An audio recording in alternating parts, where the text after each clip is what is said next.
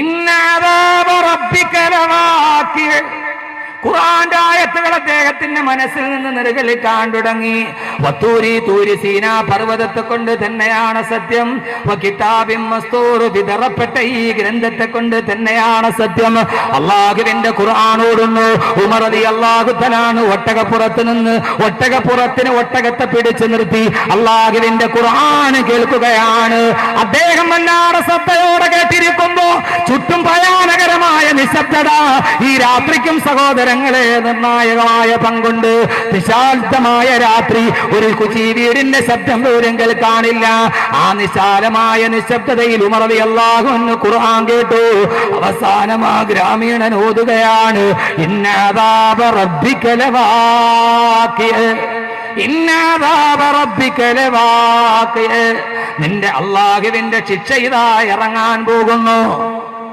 നിന്റെ റബ്ബ് നിനക്ക് വാഗ്ദാനം ചെയ്ത ശിക്ഷ, നിന്റെ നരകം ഇതാ വരാൻ പോകുന്നു. നരകത്തെ കുറിച്ചുള്ള ആയത്തിറങ്ങുകയാണ്. യൗമ തമൂറു സമാഉ മൗറാ വതസീറു ജിബാലു സൈറാ.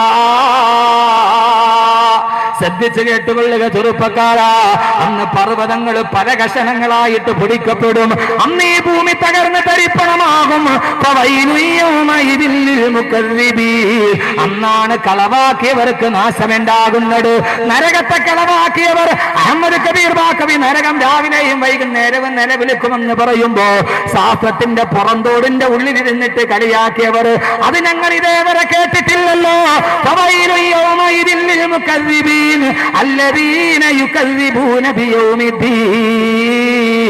അല്ലാഹുവിന്റെ ഖുർആനാണ് പറയുന്നത്. അന്ന് കളവാണെന്ന് പറഞ്ഞവർക്കാണ് സർവനാശം. അവരെന്തിനാണ് കളവാക്കിയത്? അല്ലദീന യുകദ്ദിബൂന ബിയൗമിദ്ദീൻ. പരലോകത്തെ കളവാക്കിയവർ, നരകത്തെ കളവാക്കിയവർ, സ്വർഗത്തെ കളവാക്കിയവർ, അന്നാണ് അവരെ അട്ടഹസിച്ച് നിലവിളിക്കുക. സഹോദരങ്ങളെ, നരകത്തെ കുറിക്കുന്ന ആയത്ത് കേട്ടപ്പോ ഒട്ടകപ്പുറത്തിരുന്ന ഉമർ റളിയല്ലാഹു തആല ഞെട്ടിത്തെരിച്ചു പോയി. ഉമറിന്റെ കാല് വിറച്ചു, ഉമറിന്റെ കൈകൾ വിറക്കാൻ തുടങ്ങി. ഒട്ടകത്തിന്റെ കടിഞ്ഞാണ് കയ്യിൽ നിന്നറിയാതെ ഊർന്നു വീണുപോയി.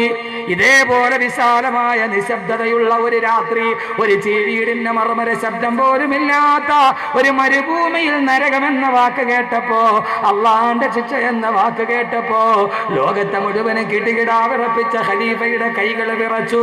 ഒട്ടകത്തിന്റെ കടിഞ്ഞാൺ ഊർന്നു വീണു. ഹദീസിൽ കാണാം, ഉമർ റളിയല്ലാഹു അൻഹു ഒട്ടകപ്പുറത്തിരുന്ന് തേങ്ങി തേങ്ങി കരയാൻ തുടങ്ങി. കരഞ്ഞ് ഉമർ റളിയല്ലാഹു അൻഹുവിന്റെ മനസ്സ് വിങ്ങിയിട്ട് ഉമർ റളിയല്ലാഹു അൻഹു മെല്ലെ മെല്ലെ ഒട്ടകപ്പുറത്ത് നിന്ന് താഴെ ഇറങ്ങി. അപ്പോഴും അദ്ദേഹം ഓതുകയാണ്, യൗമ യുദഊന ഇലാ നാരി ജഹന്നമ ദആ, യൗമ യുദഊന ഇലാ നാരി ജഹന്നമ ദആ, അല്ലാഹുമ്മ അജിർനാ മിനന്നാർ, അല്ലാഹുമ്മ അജിർനാ മിനന്നാർ. അല്ലാഹുവേ, നരകത്തിയിൽ നിന്ന് ഞങ്ങളെ കാക്കണേ അല്ലാ. വെള്ളിയാഴ്ച രാവിലെ ഈ ദുആ ഒരാൾ 7 പ്രാവശ്യം പറഞ്ഞാൽ അവൻ നരകത്തിൽ കടക്കില്ലെന്ന് നബി മുഹമ്മദ് മുസ്തഫ. പറയാൻ ഈ നാവുകൾക്ക് കഴിയുന്നില്ല. നമുക്ക് ദുആ ചെയ്യാം. അല്ലാഹുമ്മ അജ്റനാ മിനന്നാർ. അല്ലാഹുവേ, ഈ നരകത്തിൽ നിന്ന് ഞങ്ങളെ കാക്കണേ അല്ലാഹുവേ. യൗമ യുദഊന ഇലാ നാരി ജഹന്നമ ദആ. നാളെ നരകം കത്തിക്കാളുന്ന നരകത്തിലേക്ക് അല്ലാഹുവിന്റെ മാലാഖമാര് പേര് വിളിക്കുന്ന ദിവസം ഉമർ റളിയല്ലാഹു അൻഹു ഞെട്ടിത്തരിച്ചു പോയി. അല്ലാഹുവേ, ഉമറിന്റെ പേരെവിടെ? നരകത്തിന്റെ പേരിലോ അതല്ല സ്വർഗത്തിന്റെ പേരിലോ? പേടിച്ചു വിറച്ച് ഒട്ടകത്തിന്റെ പള്ളയിലോട്ട് ചാരി നിന്ന് ഉമർ റളിയല്ലാഹു അൻഹു. ആരാണ് ഉമർ? ആരാണ് ഉമർ? ഞാൻ മിഅ്റാജിന്റെ യാത്ര പോയപ്പോ സ്വർഗത്തിലൊരു മണിമാളിക കണ്ടു. അതിന്റെ കവാടത്തിൽ എഴുതി വെച്ചിരിക്കുന്നു, റഅയ്തു ബിൽ ജന്നതി മക്തൂബൻ ബിസ്മി ഉമറ. ഉമറിന്റെ പേരെഴുതിയ ഒരു വാതിൽ ഞാൻ സ്വർഗത്തിൽ കണ്ടെന്ന് പറഞ്ഞ ഉമർ റളിയല്ലാഹു അൻഹു പേടിച്ചു വിറച്ചു. വീണു പോകാതിരിക്കാൻ ഒട്ടകത്തിന്റെ പള്ളയിലോട്ട് ചേർന്ന് നിന്നു. അവസാനം ഉമർ റളിയല്ലാഹു അൻഹു മെല്ലെ മെല്ലെ നടക്കാൻ തുടങ്ങി. ഒട്ടകപ്പുറത്ത് കയറിയിട്ടല്ല, ഒട്ടകത്തിന്റെ കടിഞ്ഞാണ് പിടിച്ച് ഉമർ റളിയല്ലാഹു അൻഹു ആ രാത്രിയിൽ മെല്ലെ മെല്ലെ നടന്നു. നേരെ പോയിട്ട് വീട്ടിലേക്ക് കയറിയിട്ട് പുതപ്പ് പുതച്ച് കിടന്നുപോയി. എന്റെ ശബ്ദം കേൾക്കുന്നവരെ, അന്ന് ഉമർ റളിയല്ലാഹു അൻഹുവിന് കലശലായ പനി പിടിച്ചു. ഏത് പനി എന്നറിയുമോ? നരകത്തിന്റെ ആയത്ത് കേട്ട ഉമറിന് കലശലായ പനി. 1 മാസം കഴിഞ്ഞിട്ടാണ് കിടന്ന കിടപ്പിൽ നിന്ന് സയ്യിദുനാ ഉമർ റളിയല്ലാഹു അൻഹു എഴുന്നേറ്റത്. നരകത്തെ കുറിക്കുന്ന ഒരായത്ത് രാത്രിയിൽ കേട്ടപ്പോ അത് കേട്ടിട്ട് പനി പിടിച്ചിട്ട് മൂടിപ്പിടിച്ച് കിടന്നുറങ്ങിപ്പോയി. ഉറക്കം വരുന്നില്ല, ഞെട്ടിയെഴുന്നേക്കുന്നു. ആ കിടപ്പിൽ നിന്നെഴുന്നേക്കാൻ 1 മാസം കഴിഞ്ഞിട്ടും ഉമർ റളിയല്ലാഹു അൻഹുവിന് കിടുകിടാവിറക്കുന്ന പനി മാറിയിട്ടില്ലെന്ന് നബി മുഹമ്മദ് മുസ്തഫ. നമ്മൾ ഈ ആയത്ത് ഓതുന്നുണ്ട്, എത്രയോ പ്രാവശ്യം നമ്മൾ കേൾക്കുന്നുണ്ട്. അല്ലാഹുവേ, ഞങ്ങളെ നരകത്തിയിൽ നിന്ന് നീ കാക്കണേ തമ്പുരാനെ. അല്ലാഹുവേ, നരകത്തിയിൽ നിന്ന് ഞങ്ങളെ കാക്കണേ തമ്പുരാനെ. അല്ലാഹുമ്മ അജിർനാ മിനന്നാർ. വെള്ളിയാഴ്ച ഖതീബ് ഖുത്ബ ഓതുമ്പോ രണ്ടാമത്തെ ഖുത്ബയിൽ 3 പ്രാവശ്യം പറയും അല്ലാഹുമ്മ അജിർനാ മിനന്നാർ. നമുക്ക് ഗൗരവമറിയാതെ താടയ്ക്ക് കൈയും കൊടുത്തിട്ട് കുനിഞ്ഞിരിക്കും. പക്ഷേ ആ സമയത്ത് ആമീൻ പറഞ്ഞു. ഒരു വെള്ളിയാഴ്ച രാവിലെ 7 പ്രാവശ്യം ഇത് പറയുന്നവൻ, പ്രത്യേകിച്ച് വെള്ളിയാഴ്ച സുബഹി നമസ്കാരത്തിന് ശേഷം ഒരാൾ അല്ലാഹുമ്മ അജിർനാ മിനന്നാർ എന്ന് 7 പ്രാവശ്യം പതിവായി പറഞ്ഞാൽ അല്ലാഹു നാളെ അവനെ നരകത്തിൽ നിന്ന് കാക്കുമെന്ന് നബി മുഹമ്മദ് മുസ്തഫ. നരകത്തിൽ നിന്ന് രക്ഷപ്പെടാൻ 17 കാര്യങ്ങളുണ്ട്, ബാക്കി 16 നാളെ പറയാം. ഇത് വളരെ നൈസായിട്ട് ചെയ്യാൻ പറ്റും. ഒന്ന് ചിന്തിച്ചു നോക്കി സഹോദരങ്ങളെ, എന്താ കൽബിലൊരു പേടിയില്ലാത്തത്? എന്താ കൽബിലൊരു പേടിയില്ലാത്തത്? നരകത്തെക്കുറിച്ച് കേൾക്കുമ്പോൾ യഥാർത്ഥത്തിൽ നമ്മുടെ യാത്ര നരകത്തിലേക്കല്ലേ? നമ്മൾ ഇന്ന് പോകുന്നത് വെച്ച് നമ്മൾ എവിടെയാണ് എത്തിച്ചേരുക? ഒന്നിനും നമുക്കൊരു പേടിയില്ല, ഒന്നിനും ഒരു പേടിയില്ല. എൻ്റെ പൊന്നു സഹോദരങ്ങളെ, ഏറ്റവും നന്നായിട്ട് ജീവിക്കുന്നവന് നരകം മേടിക്കാൻ 1 നിമിഷം മതി. എത്ര മുത്തക്കിയായിട്ട് ജീവിക്കുന്ന ഒരു മനുഷ്യനും നരകം മേടിക്കാൻ എത്ര സമയം മതി? ഒറ്റ സമയം മതി. പക്ഷെ എൻ്റെ പൊന്നു ചെറുപ്പക്കാരെ, എനിക്ക് നിങ്ങളോട് വലിയ സ്നേഹമുണ്ട്. അഹമ്മദ് കബീർ വാക്കവിയുടെ വാല് കേൾക്കാൻ എല്ലായിടത്തും പാഞ്ഞ് നിങ്ങളെത്തും. പക്ഷെ ഞാൻ പറയുന്നു, പ്രതികൂലതയിൽ പിടിച്ചു നിൽക്കുന്നു. ഇതേത് സമയത്ത് നഷ്ടപ്പെട്ടു പോകാം, ഏത് സമയത്തും വഴി തെറ്റാം. നന്നായിട്ട് ജീവിക്കുന്ന ഒരാൾക്ക്, നന്നായിട്ട് ജീവിക്കുന്ന ഒരു പെണ്ണിന് നരകത്തിൽ പോകാൻ 1 നിമിഷം മതി. എപ്പോ അല്ലാഹുവിന്റെ പ്രവാചകൻ പറഞ്ഞു, ലാ യസ്നി സാനി ഹീന യസ്നി വഹുവ മുഅ്മിൻ, ലാ യസ്നി സാനി ഹീന യസ്നി വഹുവ മുഅ്മിൻ. ഒരു മുഅ്മിനായ മനുഷ്യൻ, അല്ലാഹുവിന് വിശ്വാസമുള്ള മനുഷ്യൻ, അല്ലാഹുവിനെ പേടിയുള്ള മനുഷ്യൻ, അവൻ 5 നേരം നിസ്കരിക്കുന്നവനാണ്. അറിയാതെ എങ്ങാനും അവനൊരു വ്യഭിചാരത്തിലേക്ക് പോയാൽ, സഹോദരങ്ങളെ, അറിയാതെ എങ്ങാനും വ്യഭിചാരത്തിലേക്ക് പോയാൽ, ലാ യസ്നി സാനി ഹീന യസ്നി വഹുവ മുഅ്മിൻ. ഒരു അന്യ പെണ്ണിന്റെ കിടപ്പറയിൽ അവൻ കിടക്കുമ്പോ അവൻ നിസ്കാരമുള്ളവനാണ്, അവൻ നാട്ടിൽ മേൽവിലാസമുള്ളവനാണ്. പക്ഷേ അവൻ 1 നിമിഷം പ്രലോഭനത്തിന് പെട്ട് ഒരു അന്യ പെണ്ണിന്റെ കിടപ്പറയിൽ കിടക്കുമ്പോ, അവൻ വ്യഭിചരിച്ചു കൊണ്ടിരിക്കുമ്പോ അവൻ മുഅ്മിനല്ല. ഈമാൻ അല്ലാഹു അവനിൽ നിന്ന് എടുത്തു കളയും. സഹോദരങ്ങളെ, ചെറുപ്പക്കാരാ, ആ വ്യഭിചാരത്തിൽ ഏർപ്പെട്ടുകൊണ്ടിരിക്കുന്ന സമയത്ത് അവനെങ്ങാനും മരിച്ചുപോയാ അവൻ നാളെ നരകത്തിലാണെന്ന് നബി മുഹമ്മദ് മുസ്തഫ. അവൻ മുഅ്മിനായിരുന്നു, അവൻ നിസ്കാരമുള്ളവനായിരുന്നു, അവൻ സക്കാത്ത് കൊടുക്കുന്നവനായിരുന്നു, അവൻ ഏറ്റവും നല്ലവനായിരുന്നു, വഅദ് കേൾക്കാൻ അവൻ മുൻപന്തിയിലുണ്ടായിരുന്നു. പക്ഷേ ലാ യസ്നി സാനി ഹീന യസ്നി വഹുവ മുഅ്മിൻ.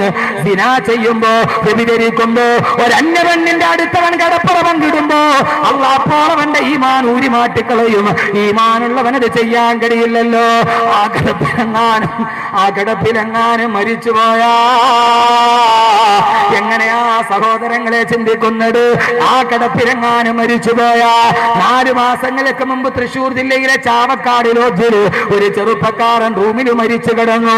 ഒരു ചെറുപ്പക്കാരൻ മരിച്ചു കിടന്നു. അവനെങ്ങനെ മരിച്ചു എന്ന് പോലീസ് ഉദ്യോഗസ്ഥർക്ക് തെളിവില്ല. നമ്മുടെ നാട്ടിൽ നടന്ന കാര്യമാണ് ഞാൻ ഈ പറയുന്നത്. സഹോദരങ്ങളെ, എന്നെക്കാളേറെ നിങ്ങൾ വായിക്കുന്നവരാണ്. പക്ഷേ ഞാനൊരു പ്രഭാഷകനായത് കൊണ്ടത് പലപ്പോഴും കുറിച്ചിടുമെന്ന് മാത്രം, നിങ്ങൾ വായിച്ചിട്ട് മറക്കുമെന്ന് മാത്രം. കാരണം ഞാൻ ഉണർത്താൻ വന്നവനാണല്ലോ.